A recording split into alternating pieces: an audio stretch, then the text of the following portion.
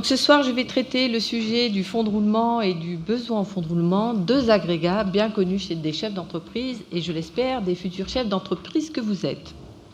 Je souhaite apporter un éclairage opérationnel sur ces deux agrégats et notamment vous parler de la gestion du fonds de roulement et BFR et aussi de l'analyse du fonds de roulement et du BFR car ils sont très importants dans le cadre de la reprise d'entreprise. Vous verrez plus loin qu'effectivement, on a parlé d'acquisition, on a parlé de dette senior, de LBO, et il se trouve que l'endettement, vous allez devoir le rembourser, et le remboursement de la dette, ça consomme du cash. Donc, il va falloir bien se centrer sur la gestion du cash, de la même façon que vous allez vous centrer sur la gestion financière de votre société, à savoir mettre en place des indicateurs financiers que sont l'analyse de la marge, du CA et du compte d'exploitation, du résultat d'exploitation. Donc, première... Alors, attendez, je ne sais pas comment ça marche, enfin. Comment on fait? Comme ça? Voilà. Donc, première définition, le fonds de roulement. Qu'est-ce que le fonds de roulement? Donc, le fonds de roulement détermine les ressources de l'entreprise pour financer son exploitation. C'est un agrégat très important, le fonds de roulement. On a tendance à l'oublier parce qu'il fait partie... En fait, c'est une analyse de bilan. Et quel est-il? C'est la différence entre les capitaux propres plus les dettes à long terme, moins les actifs immobilisés. Donc les capitaux propres, tout le monde connaît, capital social, réserve, c'est-à-dire résultats non distribués, et les dettes à long terme, et à moyen terme, j'inclus dans les dettes à long terme le compte courant d'associé. Pourquoi? Souvent, dans une liasse fiscale, vous pouvez retrouver le compte courant d'associé en autre dette. En fait, ce compte courant d'associé, lorsque vous allez voir votre banque pour vous endetter, la banque va vous demander de l'intégrer dans les capitaux propres, dans les quasi-fonds propres. Donc c'est important de le remettre à ce niveau-là. Vous ne pourrez pas le débloquer et le rembourser très rapidement. Donc dans cet exemple, le fonds de roulement est positif. Vous pouvez aussi acheter une entreprise avec un fonds de roulement négatif. Là, c'est un petit peu plus difficile. Je vous conseille d'aller voir un spécialiste du restructuring parce que gérer un fonds de roulement négatif, c'est plus touchy. Donc, le fonds de roulement, il varie en permanence tous les jours. Pourquoi il varie tous les jours? Parce qu'il est vraiment lié à votre exploitation. Cycle d'exploitation, les ventes, les achats, le paiement des collaborateurs. Il varie à la hausse avec les résultats positifs et de l'endettement. Vous levez de la dette, hop, vous apportez des ressources à vos entreprises. Vous remboursez la dette, vous distribuez des dividendes, vous faites du résultat négatif ou vous faites des investissements, ce qui est normal. Là, vous baissez votre fonds de roulement. Et si vous baissez votre fonds de roulement, vous appauvrissez votre capacité à gérer l'entreprise. Vous pouvez, mais voilà. Donc, il faut faire attention à avoir toujours un fonds de roulement positif. Dès qu'il frise les zéros, hop, essayez d'aller chercher du financement pour pouvoir le passer en positif. Donc, maintenant, définition du BFR. Qu'est-ce que le BFR? Le BFR correspond aux besoins de financement du cycle d'exploitation. Il résulte des décalages de trésorerie. Tout le monde connaît le BFR, j'espère, mais le BFR, qu'est-ce que c'est? Pourquoi c'est les décalages de trésorerie? On pourrait dire que ça pourrait être une réserve de trésorerie disponible, pourquoi pas? Sauf qu'elle n'est pas toujours disponible, elle n'est pas toujours liquide. Mais en gros, c'est ça. Vous avez mobilisé de la trésorerie pour acheter des stocks, vous avez vendu, vous n'avez toujours pas encaissé, et par chance, vous avez des dettes fournisseurs. Bon. Mais vous avez aussi des dettes fiscales et sociales avec des échéances à respecter. Donc, ce BFR, il est composé des actifs d'exploitation moins les passifs d'exploitation. Créances clients, stock, autres créances, en général c'est mineur, les autres créances, dettes fournisseurs, autres dettes où on retrouve les dettes fiscales et sociales. Les dettes fiscales et sociales, il ne faut pas les négliger. De temps en temps, la dette fiscale vous creuse des trous de trésorerie qui sont très importants. Quand vous payez votre IS, si vous avez une entreprise profitable, d'un coup, vous vous retrouvez le 15 avril à payer. Vous avez peut-être payé des acomptes, mais pareil, si vous avez fait de la croissance, je l'espère, vous allez payer un IS beaucoup plus important que ce qui était prévu. Donc, le BFR peut être positif ou négatif, comme le fonds de roulement. En général, le BFR est positif, mais il peut être négatif. Monsieur Fleury, qui interviendra après, va vous expliquer un petit peu les business models liés à ce BFR. Donc, c'est plus facile de gérer un BFR négatif, mais la plupart des cas, il est positif. Pourquoi? Parce que dans les activités de négoce, les activités B2B, vous avez du stock souvent, du stock, et notamment dans le B2B, vous avez du stock et vous n'avez pas de client. Le client paye avec un certain délai. Donc, nous, Maintenant, le lien entre fonds de roulement et besoin en fonds de roulement. Ces deux agrégats, fonds de roulement et besoin en fonds de roulement, plus la trésorerie, ce sont des mécanismes de vase communicants. Quand vous aurez bien compris les vases communicants entre fonds de roulement, BFR et trésorerie, vous allez trouver les leviers pour pouvoir augmenter votre trésorerie. Prenez un exemple, vous décidez demain d'investir dans un nouveau système d'information, CRM ou une machine-outil. Vous allez avoir votre fonds de roulement qui va baisser notablement. En contrepartie, vous allez faire baisser votre trésorerie si vous payez cash, mais en général, vous ne payez pas cash. Donc, vous allez augmenter votre BFR et ensuite, vous allez, au bout de 60 jours, diminuer votre trésorerie. C'est un concept très, très important de comprendre. Et ce fonds de roulement qui a baissé, il restera bas. Après, vous l'augmenterez avec les résultats d'exploitation. Mais pour le moment, vous avez investi, vous baissez votre fonds de roulement, vous baissez votre trésorerie et vous allez avoir un BFR qui, une fois que vous aurez payé votre dette fournisseur, va rester stable. Donc, le jour où, un autre exemple, le jour où vous remboursez un emprunt bancaire, votre fonds de roulement va baisser et votre trésorerie va baisser. Alors ça, c'est mécanique, ça ne passera pas par le BFR.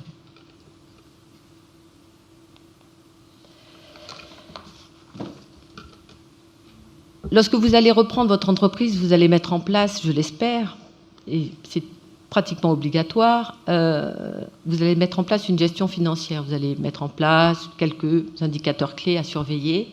Et parmi ces indicateurs, comme je disais, on ne surveille pas que le compte de résultat. Je tiens à vous répéter, Monsieur Nicolas est sensible aux marges et au prix de revient, mais on ne contrôle pas, on ne suit pas que le compte de résultat, on suit aussi les ratios de son bilan. Les ratios de son bilan, quels sont-ils ? Donc les ratios du BFR sont exprimés en jours.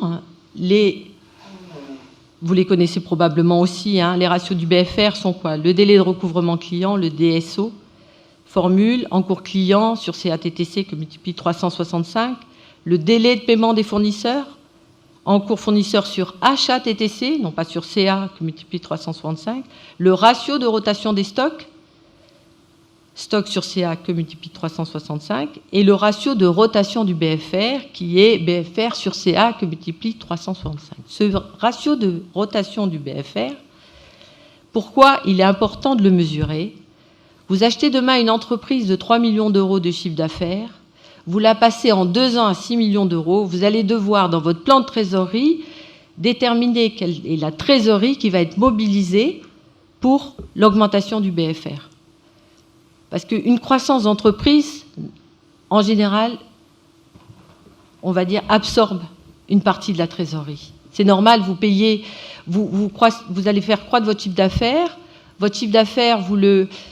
vous allez l'encaisser 60 jours après. Si d'un coup, vous doublez votre chiffre d'affaires, c'est ces 60 jours de chiffre d'affaires qui sont mobilisés dans le BFR. Et ça, vous n'en disposez pas. Donc, ça va être bloqué. Pareil, vos stocks, vous devez approvisionner des clients et vous doublez votre chiffre d'affaires, vous allez avoir besoin de au moins 2 fois plus de stocks.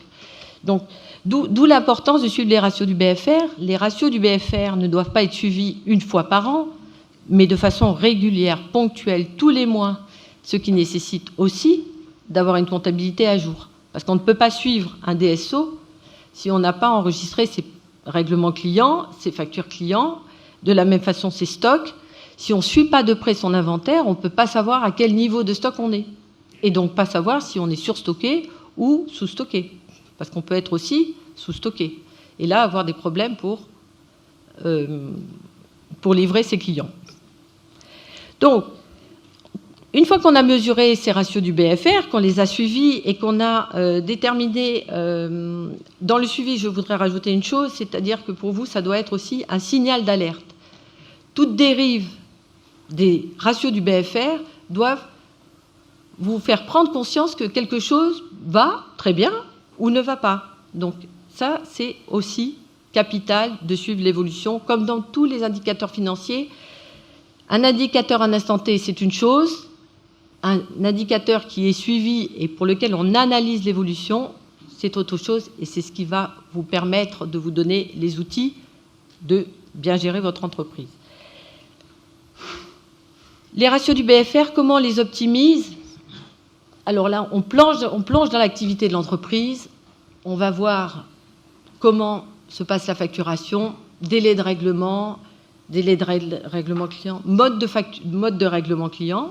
Exemple, vous avez des clients qui payent par chèque, le temps que le client envoie le chèque, le temps que la comptable remette les chèques à la banque, qu'elle les saisisse, et le temps que la banque les prenne en compte, vous avez perdu quelques jours de DSO. Et si la comptable est en vacances, alors là, vous avez perdu un mois de DSO, et cet argent, il dort sur le bureau de la comptable. Donc, privilégier des modes de règlement qui soient prélèvement, virement. Prélèvement, c'est encore mieux, mais voilà. Donc, il faut aller voir comment fonctionne le service de facturation. À quelle fréquence on facture? Si vous facturez toutes les fins de mois, ben vous perdez un mois. Si vous facturez en respectant la loi LME, 60 jours, date de facture, vos clients vous payent 60 jours de date de facture. Si vous facturez le 30, vous serez payé 60 jours après. Mais si vous avez livré la marchandise le 5, vous avez perdu 25 jours. Donc très important, essayez de caler. Alors ne facturez pas au jour le jour parce que ça peut être chronophage au niveau administratif, ça dépend de vos outils informatiques, ça c'est aussi important, les outils informatiques, mais essayez d'établir un séquencement de facturation toutes les semaines pour pouvoir réduire ce délai de règlement client. Vous avez aussi possibilité de mobiliser les créances, factoring et autres sessions. Ça, c'est sur l'aspect client. Sur les fournisseurs, vous avez possibilité de négocier avec vos fournisseurs. Vous avez aussi possibilité de les payer à date fixe. De dire à votre fournisseur, ben maintenant je paye le 15 et le 30 et non plus tous les jours du mois. Donc le fournisseur, il va bien comprendre que vous avez changé vos processus et il acceptera d'être payé le 15. Après, à lui de s'adapter. Comme vous allez vous adapter à vos clients et au mode de règlement de vos clients. La CCSF, qu'est-ce que c'est la CCSF? En cas de difficulté, c'est un levier auprès de l'administration fiscale pour vous permettre d'étaler dans le temps le paiement de votre dette fiscale et sociale. Ça, c'est très facile, c'est généralement accepté. Il faut juste bien le mettre en place, savoir ce qu'on doit faire avant de demander le CCSF. Ça prend 2 mois à être accepté. Mais la CCSF, c'est vraiment un vrai levier. Si vous avez un coup dur, n'hésitez pas et n'attendez pas d'avoir accumulé les dettes fiscales et sociales.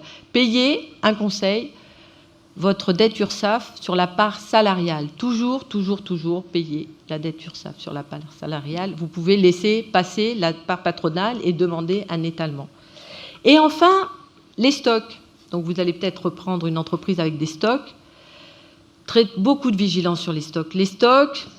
Regardez les délais d'approvisionnement, essayez d'avoir des stocks minima, le délai de rotation des articles.